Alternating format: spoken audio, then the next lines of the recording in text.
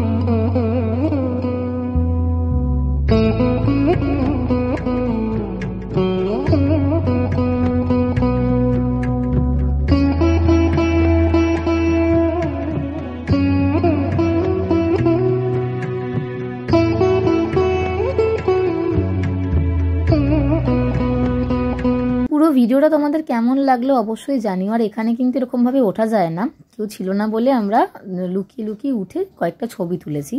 আর rail মিউজিয়ামের কিছু ছবি তোমাদের আমি দিলাম, যদি তোমাদের ভালো লাগে অবশ্যই জায়গাটা ঘুরে এসো। আর আমার এই ভিডিওটা যদি ভালো লাগে অবশ্যই তোমরা আমার চ্যানেলটাকে সাবস্ক্রাইব করে দিও। এরকম নিত্য নতুন সুন্দর সুন্দর ভিডিও এবং ব্লগ যদি তোমাদের ভালো লাগে তাহলে আমার ভিডিওগুলো একটু লাইক কমেন্ট শেয়ার করে দিও, চ্যানেলটাকে সাবস্ক্রাইব করে দিও। নতুন বছরের অনেক অনেক শুভেচ্ছা তোমাদের থাকলো। সবার খুব ভালো যেন বছরটা কাটে। সবাইকে আরেকবার হ্যাপি নিউ ইয়ার।